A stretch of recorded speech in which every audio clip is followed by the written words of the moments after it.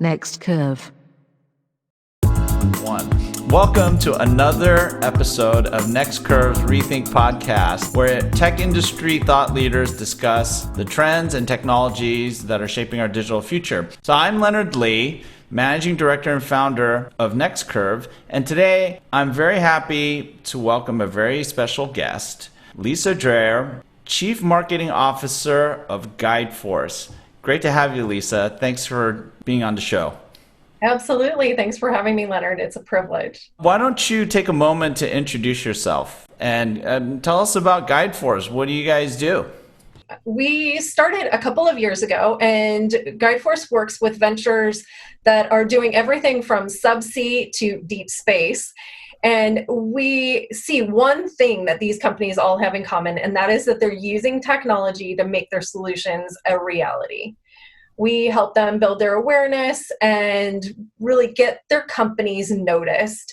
And we use growth solutions as well as creative marketing and earned media coverage to help them engage with their clients, captivate their clients, and move their customers to act. So that's really what we're focused on at Guideforce. I'm also really fortunate to be on the board of the Mobile Satellite Users Association, the MSUA.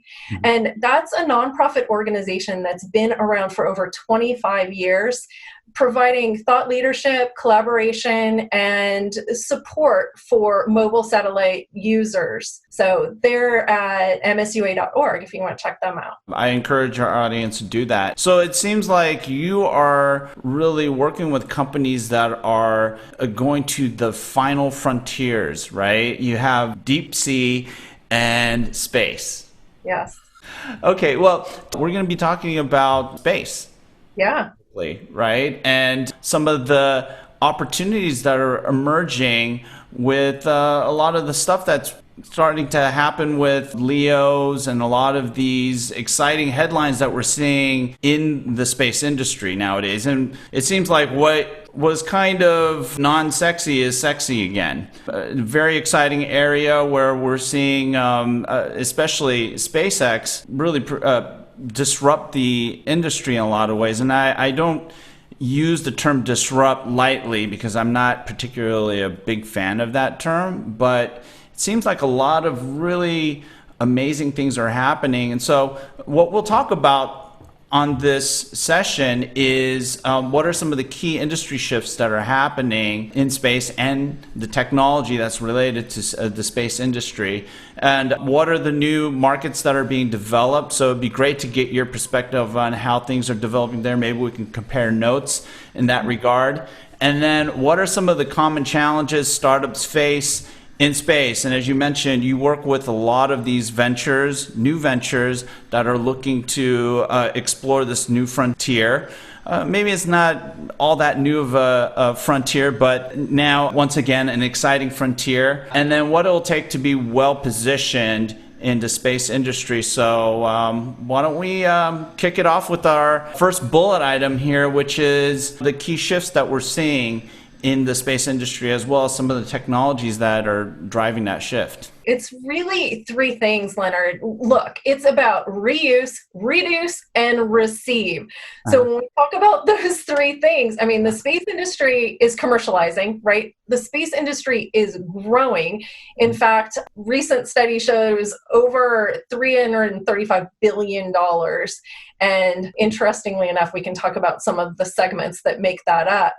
But it's also, the space industry is increasingly accessible. And so that's really changing things a lot. Mm-hmm. Today, when you look at the space markets, those biggest markets, the markets that make up about 75% of the space industry, are things that are all about how we're using space access on Earth. So we talk about satellite TV, we talk about global navigation, and we talk about government spending in space. And those three areas make up about 70 to 75% of the global space industry. But that's changing. And so we've made huge progress in the industry, but there's a lot more to be done. So if I would say there's one phrase about where we're headed, think space as a service. Space as a service. Yeah. So another as a service. Yeah, I know, right?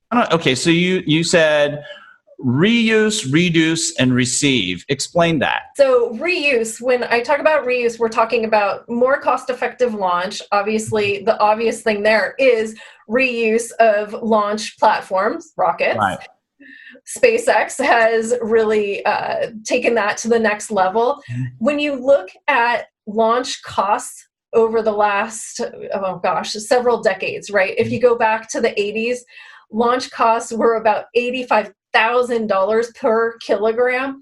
And today we're at about $951 per kilogram. It's just Yeah, that's insane. Yeah. So unbelievable.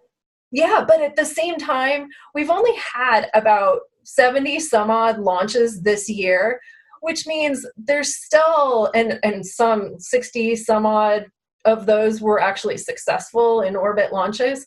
Mhm. So when you think about that, there's still a lot of room for additional launch availability. Right. And then also when you talk about reuse, it's maybe a little bit more of extend, right? So extending the life of existing satellites, and then also multi-use, multi-purpose use of those spacecraft. So that's kind of the reuse piece. When Mhm. we think about reduce, we're talking about smaller, more cost-effective satellites, more satellites per payload that can go up because they're Right. smaller. Right. Ride sharing on our rocket, so there's a lot of ride sharing that's happening, and then also just more availability of connectivity. So wait a So minute. Are you telling me that Uber is getting into this game as well? that, well, not exactly, but I there are. haven't heard of Uber SpaceX. Yeah, yeah. Yeah, so Spaceflight Industries is a company that handles kind of setting up payloads where different organizations are ride sharing to get whatever spacecraft or other things out into space. Mhm. And So then the the final R. Yeah. yeah, so receive. So this is all about new constellations, right? You kind of mentioned those Leo constellations earlier on. So there will be more capacity that will lead to more availability and less expensive high throughput access, as well as lower latencies on that because we're going to fly satellites at low Earth orbit, which means closer to Earth, less time for that round trip. We're also talking about mobility. So mobile access, really doing business anywhere, anytime, increasing the demand for mobile connectivity as well, and then ground systems. So you can't really do anything with satellite connectivity unless you have a way to land all of that information and data and send it back and forth, right? So ground systems and ground networks are becoming more and more important as well. So that's all about the receiving piece from space. Essentially what you're outlining is this impact that SpaceX and Blue Origin are having on especially the reuse part, right? Being able to reuse these launch platforms to get things up into space.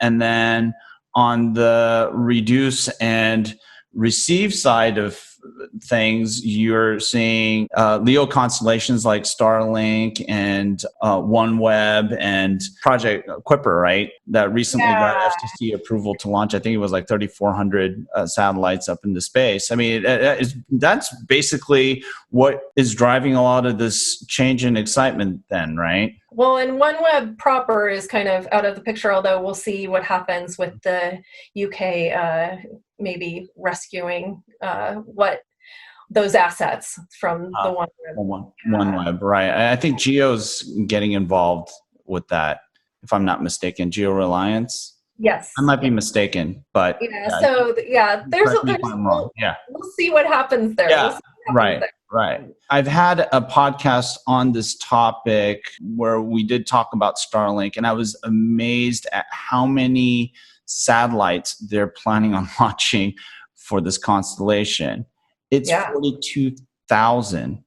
Yeah. It's That's a lot of satellites it that are really about the is. size of a not a pizza box. That's the stuff that that's the flat panel Yeah. antennas, but microwave sized satellites, right? Yeah, or even smaller. Yeah. Yep. Even smaller. They have nanosats and very, very small. satellites that they're using for different purposes, Earth observation and things like that. Yeah. So, just so that our audience understands what the difference is between LEO and what they're probably more familiar with, which are the GEO satellites, you mind explaining the difference there? Sure. So traditionally, most of our satellites have been geosynchronous satellites. There's many different orbits, but we'll just stick to the GEO and LEO conversation. So Yeah. when you talk about GEO, it's geosynchronous Earth orbit. So they're basically, what happens with GEOs is that those satellites are about 33,000 kilometers from Earth. So they're very far, and they stay the same location on the Earth. So they're consistently beaming to the same location on Earth, or a kind of a beam, a wide beam. And there's a lot of high throughput satellites that are in that orbit.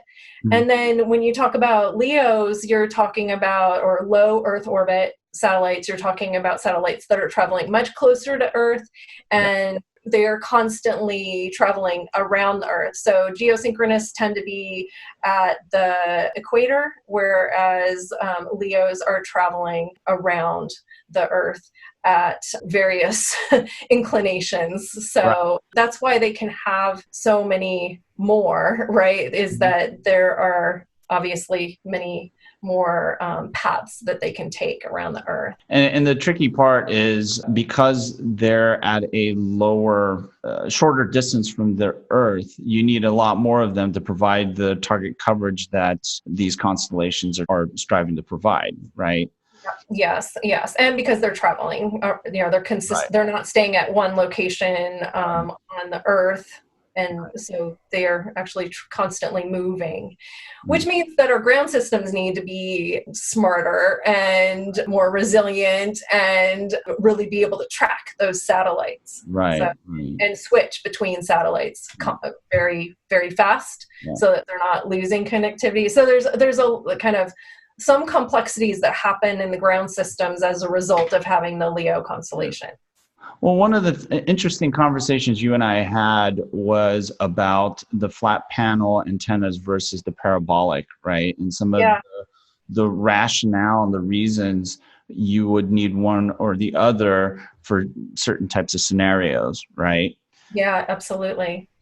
Because, I mean, quite honestly, I thought, well, okay, you would be using a flat panel antenna, that would make sense, and that it would enable some new lower profile type applications, because I've seen the flat panel antennas from vendors such as Kymeta and others. Looks pretty slick. One of the jokes that I made was that, that looks like something you can probably mount on a cow versus a parabolic dish to track cattle. Well, that's one idea. Yeah. Yeah. Parabolic dish cowbell. Yeah. There you go. I don't know. You might be onto something there. Cow as a service. I don't know. Right. But that's an important area of innovation that we need to consider as well. It's not just the satellite, right? You mentioned receive. I mean, you need to be able to receive the services from these constellations for the different applications that we're all getting excited about in relations to these LEO services, communication services. That I think, that's really what I think everyone is really getting excited about in the industry, right? Yeah, absolutely. I mean, I think there's a lot of new markets that are being developed as a result of this commercialization of space. Like I said earlier, I really think that in the longer term, I mean, when you think about where I said the current market is in terms of the largest segments of the space industry today, you're talking about a lot of fixed services more than anything. But I think as the space industry continues to develop and commercialize and become more accessible and democratized, you're going to see a lot more space as a service. So whether that be launch or computing power, Earth observation, the satellites themselves, the ground stations, the connectivity, all of those things could really become an aspect of this space ecosystem that can be leveraged as a service. Mhm. And when you think about that, that's what's really going to make space more accessible to everyone, right? And so I think there's some really exciting things on the horizon where think about being a student and being able to gain access to a satellite in space and leverage that for experiments or things that you want to learn or testing out some software. I was just talking with somebody earlier today about this. Yeah. And so there's a lot of really exciting things, I think, on the horizon that will help democratize space and make it more available to really everyone. You know what? I never ever thought of it that way. That's Yeah, pretty, I know. yeah, that's a trip. I mean, imagine space being as accessible as computing in the cloud. Really, really interesting idea and concept. Yeah. Yeah. Yeah, and so when you think about other things that are happening in terms of market development for space, there's things like bringing modern computing power to space. What a lot of people don't realize, you think space is really cutting edge and it's high tech, but the computing power that's been available in space has lagged that of what we have on Earth by multiple generations. And so there's companies today that are looking to bring today's modern computing power to space. One of those companies is Orbit's Edge. And so you think about having edge computing on the edge of space, meaning that you actually access the content that's being captured from space, whether that be imagery or any sort of data, right? Mhm. And processing it in space before it's ever even beamed back down to Earth, right? So really making that data useful before it even has any sort of human interaction. So there's a lot of really exciting possibilities that come from that. I've also seen companies that are out there that are really looking at how do we make the data that we're collecting in space smart. So using AI and machine learning to really assess that data. So whether it be things like, for example, looking at various ports, or looking at military bases and being able to tell over time, are there more military aircraft in this location? And having that data already actually proactively sent to the people that care to know that information. Right. So there's a lot of really exciting things there as well. There's company Black Sky that's doing some work in that area. Yeah, and I mean, again, the whole as a service thing, right? So you're looking at satellites as a service, ground stations as a service.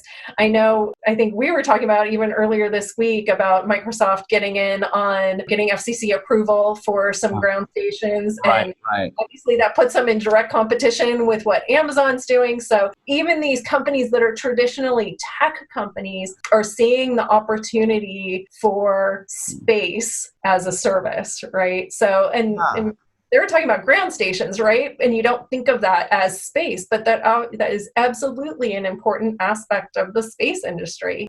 The thing is, though, I think when we think space and satellites, we think primarily about communications and connectivity. We don't necessarily think in terms of compute. Yeah. And so, this idea of having an edge computing presence up in an extraterrestrial edge computing environment is really something that is very novel for most of us, because we don't really think in those terms, and the implications are pretty significant, especially considering the fact that SATCOM actually is part of an emerging area in the 5G specifications, right? In release 16, 17, you're seeing now this concept of a satellite serving as a base station for extraterrestrial communications, at least it's serving as sort of an extraterrestrial base station that can then service remote areas, right? And so when you take 5G and how the technology standards and specifications are evolving and project it or apply it to what's happening with LEO, there's a lot of new possibilities that open up, right?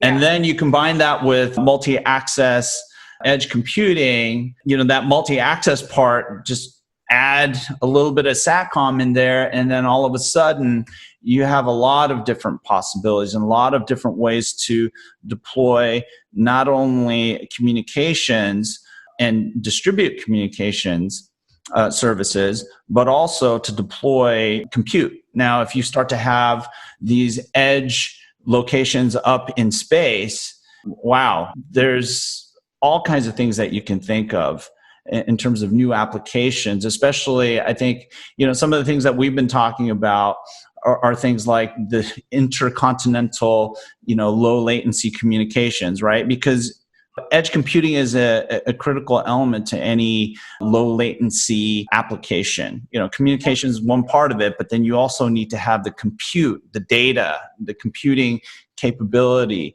the right computing resources placed nearby, right?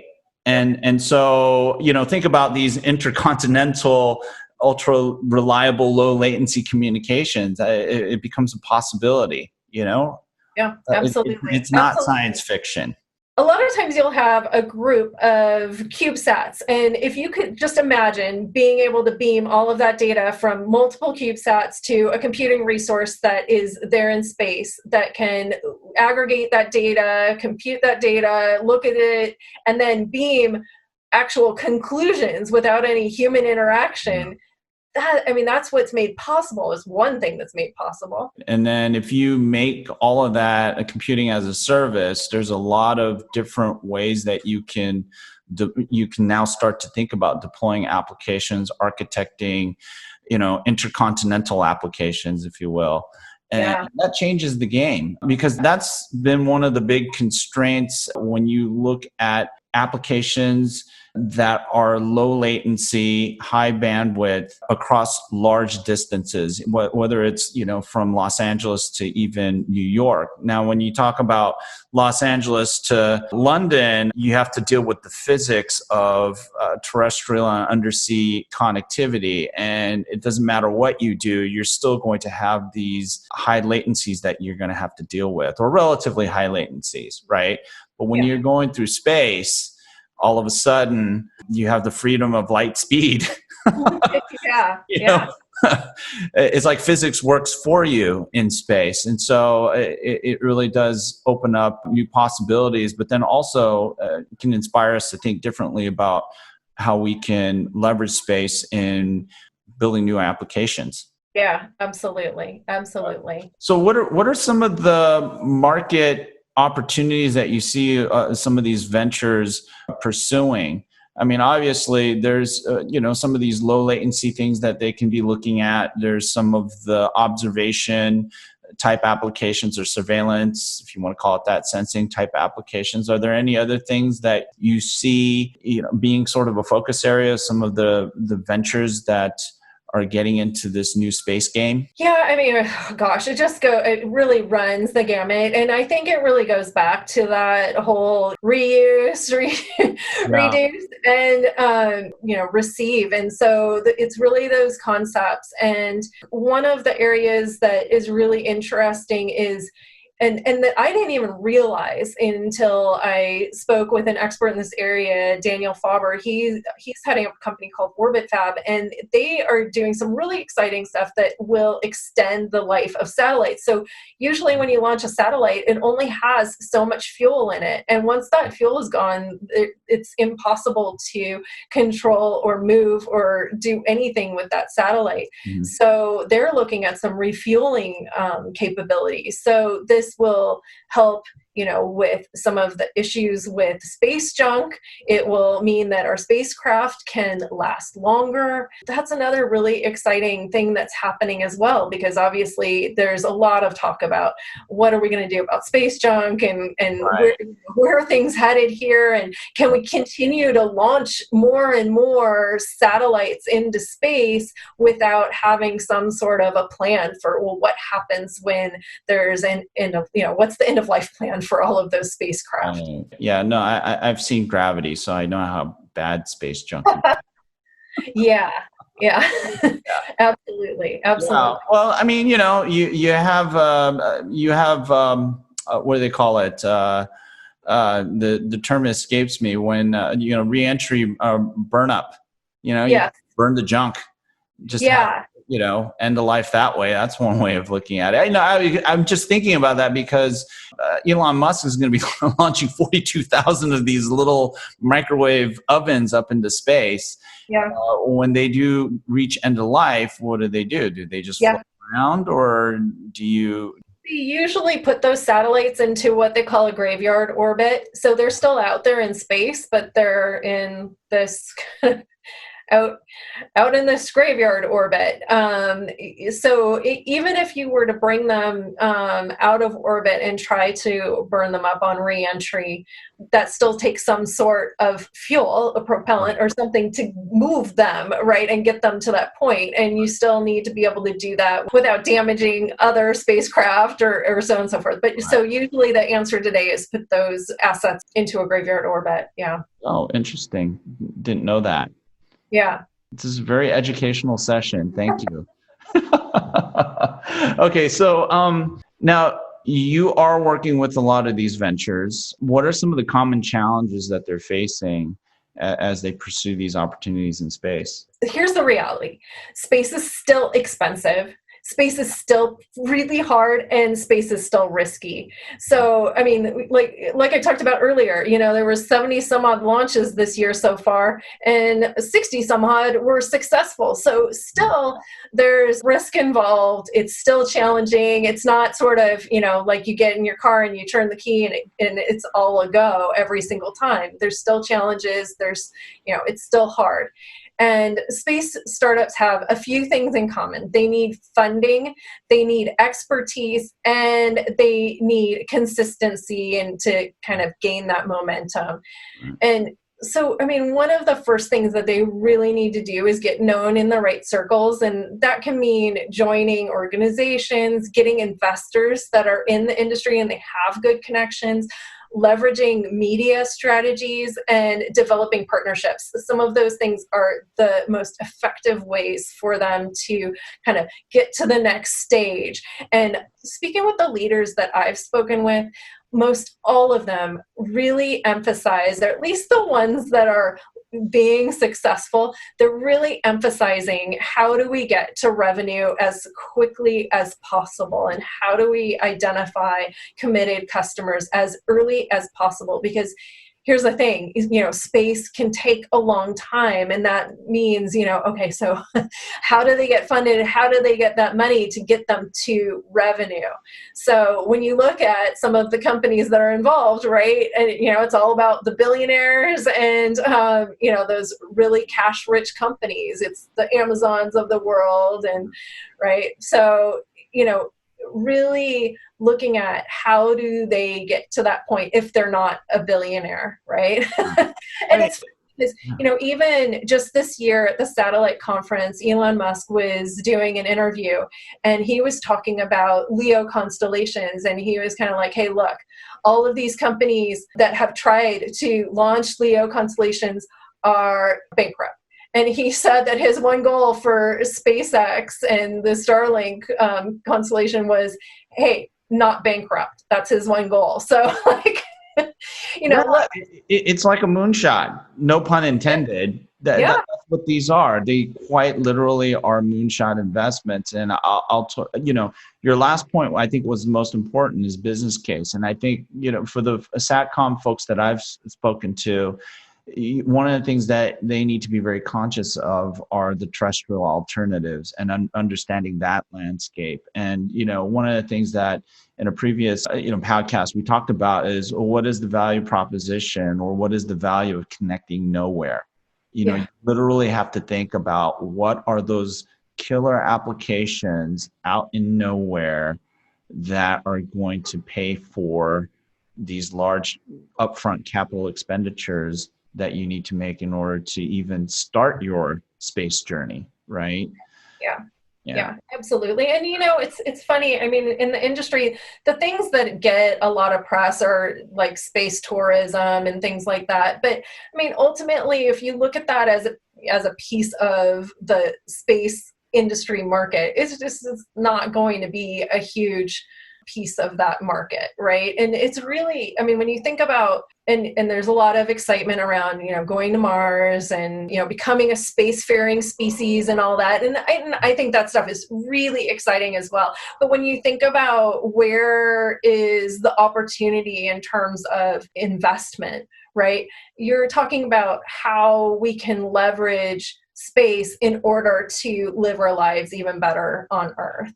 Right. And so you look at the things that have made the greatest impact. And I mean, we all use GPS every single day without even thinking about it. Companies like Uber and and Lyft and, a million others, all of the satellite TV and all of these things that we use on a daily basis without even thinking about the fact that space is involved, the space industry is involved in making those things possible, right? So space is such an integral part of our lives, and we may not even realize it. Yeah, and the more I think about it, I think the real value is going to be looking at these sort of synthetic terrestrial, extraterrestrial applications and the opportunities that they present. Right. I think you really need to think of it in those terms. Just, space by itself is probably not going to move the needle or de-risk space. You have to look at, well, what are some of the things that we can enable on the ground, on Earth, that we can either enable or directly affect, singularly affect.